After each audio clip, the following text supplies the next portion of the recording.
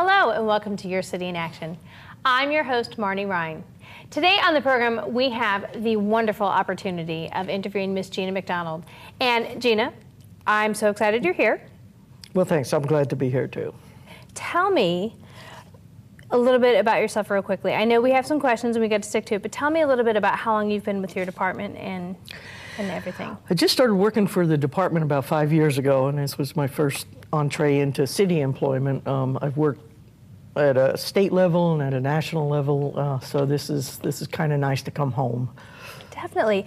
And you know, and I've gotten a little bit of backstory, and you have a lot of experience in because today we're going to be talking about discrimination and so forth, but you really have had a lot of experience in this field and in this subject matter. And just to jump right in, tell me a little bit about in the role as far as the City of Salina and your department. What exactly constitutes discrimination? And can you give me just maybe some examples of that? Sure. Discrimination is when somebody is being treated differently because of something about themselves, either their race or color, national origin, disability, things that make them different from somebody else and they're treated differently. Some good examples, and there's really a lot of different kinds of discrimination. There's outright discrimination where a landlord says black people can't rent from me. You know, I don't want any black people living in my house.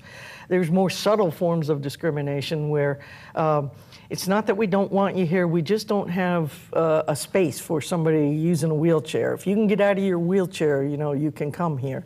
The subtle kind of forms that still have the same effect. They're discriminating, but they're not, you know, intentional or blatant. And we're seeing so much more subtle discrimination go on these days. And then there's also the piece, and I wanted to share too, there's also a piece of people who treat each other badly is not necessarily discrimination if it's not based on a certain characteristic of the people. And we get many cases where somebody comes in and says, that's just not fair, is it? And it may not be fair. It may be wrong, it may be stupid, it may be silly, but it doesn't rise to the level of discrimination. Discrimination really has to be, I'm doing this because of who you are and because of something about you.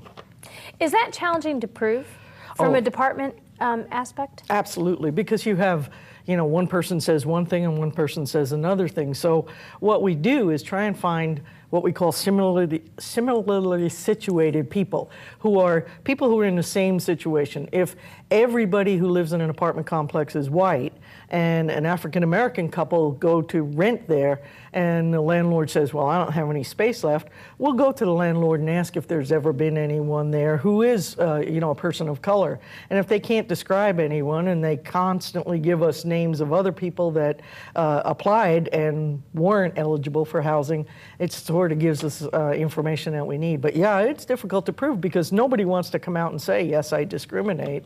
So yeah, we really have to do, sometimes the investigation takes a lot longer than people wish it would. Is there any, I feel silly asking, but is there any concrete or a guesstimation time if somebody does feel they've been discriminated against?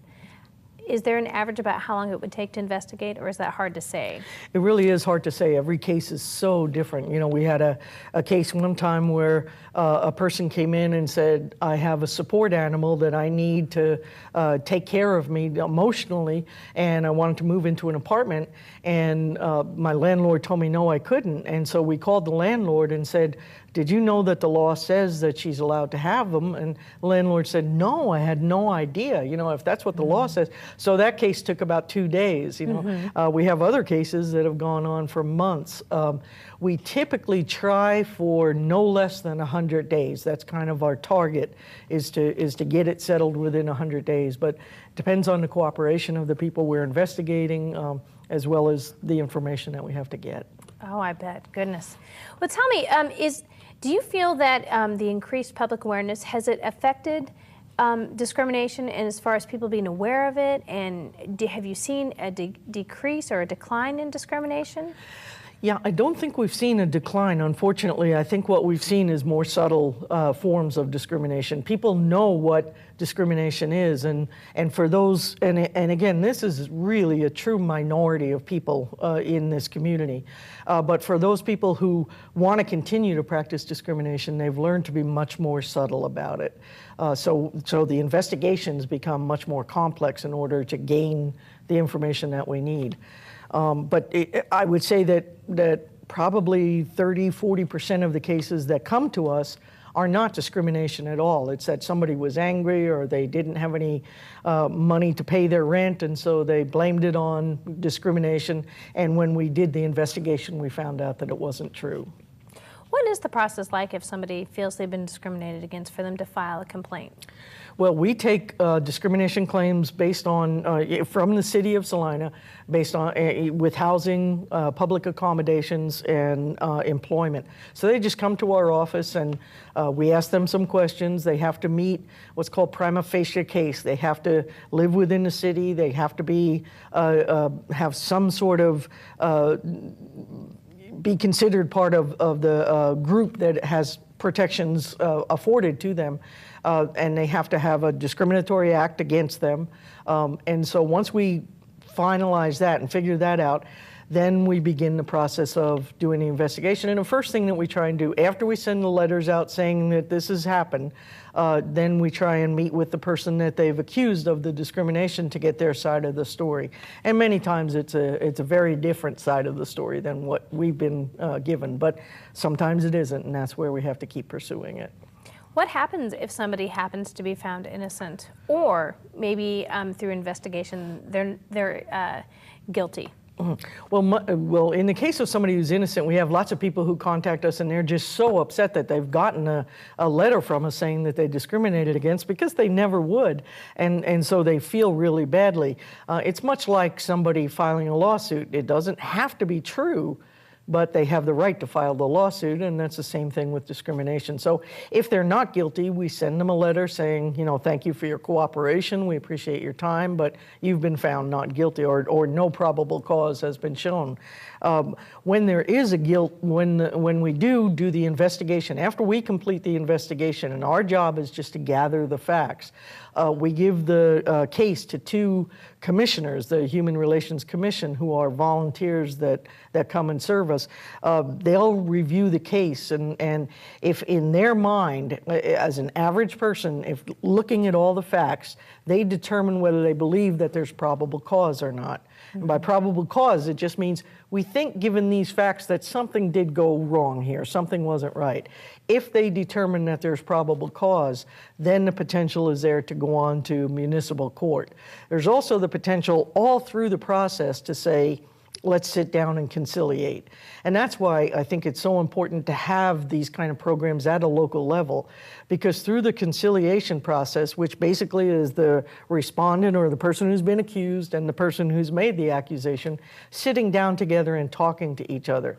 In about 50% of our cases, we solved the problem right there. It was just that people didn't understand what each other needed, or didn't understand what they were doing was wrong, or what they were doing was against the law, and we solved the problem right there. So many times it can be taken care of in such a simple manner. But if it does go on to court, or if it does go on and we can't conciliate, that would be the option, would be that it could go on to court, and then it would be up to the judge to make a determination of guilt or no guilt. And then at that point, the judge would assess either that the person has to go back, or that there are fines connected, or whatever the judge chooses to do. What are some of the more common complaints in Salina? Most of the complaints that we've gotten over the last year or so have been around support animals, and there's a real misunderstanding about those for people with disabilities. Apartment owners believe that if they have a no pets policy, that there should be no animals in their facility, and they're absolutely right. There should be no pets if they don't want them. These are not pets, though. The support animals are support devices, just like a wheelchair is a device that somebody can use who doesn't have use of their legs and they can walk. A support animal is something that will help you to live independently, because that animal is there. And so it's not a pet. And it shouldn't be treated as a pet. And so there's a lot of misunderstanding about that. And again, 9 times out of 10, when we sit down with a landlord and explain why, they understand what we're talking about.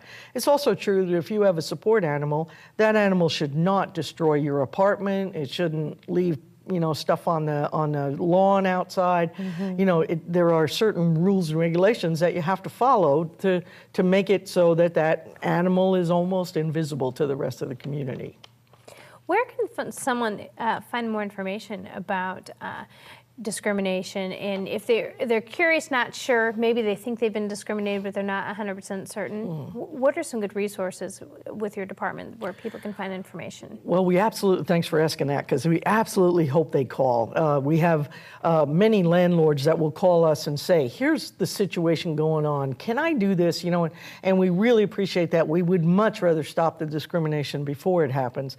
And anybody who thinks that they're being discriminated against absolutely should call us all the time, because we can give them some advice. If we can't handle their case, we'll give them some suggestions about other places they can go. And in some cases, we can tell them what is not discrimination. It's not discriminating for a landlord, no matter what your color or race or disability is. It's not discrimination for a landlord to expect that they get rent on time every month. And if somebody doesn't pay their rent, the landlord has the right to give you a 3-day notice. And those are a lot of the calls that we get, that people just can't pay their rent and they want to blame it on something else. And there are a lot of causal factors for why they can't pay their rent, but it's not discrimination for the landlord to expect that he or she gets rent. Definitely. Now, tell me this too, if you don't mind. In your time here working with the City of Salina in the Human Relations Department, have you seen a lot of changes concerning discrimination in the laws pertaining specifically to the City of Salina? I think we've really had good laws here all along, and I've been very proud, and in fact, it's one of the reasons I wanted to come work here. I've been very proud of the city for the work that they've done already. We really haven't had to change any laws or add any laws to make sure that we're taking care of everybody. And I think that the administration at the city has been wonderful in terms of really looking at how do we make sure everybody has the opportunity to work, the opportunity to be educated, the opportunity to play, the opportunity, they've done a really, really great job. And even within the city where there are issues of employees who have become disabled or have run into some problems, the answer always seems to be, what can we do to help, not what can we do to get rid of this person. So I've been very proud to work for the city, and I really think that we're a long way from where some other cities are. Definitely. I just in my time here at Access, and I've had the pleasure of getting to know you and working with you, and everybody in your department is always so positive and uplifting and just really seems very passionate about the work that they do in your department, and that says a lot. Absolutely. We're very lucky to have a very good staff. We have a very multicultural staff, so we have one, Gina McDonald speaks Spanish fluently, so we have many people come in and visit with her about concerns that they have. And we want to be seen as a resource. We much prefer doing training than to investigating cases. We much prefer giving people information, and we do that for free. Our trainings, and we're certified in the trainings that we do to give people information so that they can do the right thing, because most people want to do the right thing. But absolutely, if you have questions, always call us. We're never gonna get you for calling and asking a question. That is awesome. And real quickly, do you have any suggestions for somebody if they, or do you just think the best thing is if they have any questions, if they're just not sure, just to call? Would you say that's the best? Absolutely, absolutely. Give us a call if you feel like there's any kind of discrimination going on, or you're not sure, or if you're a small employer and you're not sure what to do with somebody who's on your job and working for you. Give us a call and we can figure out some solutions. We also can, assist with mediation to try and solve problems that are going on between the two. Or call us and we'll come out and do some training with you. We're more than happy to do that too. The biggest suggestion I have for anybody who's listening is, if you're angry with your landlord, don't stop paying the rent. A lot of times people think, I'm just not going to pay him if he's not going to take care of this.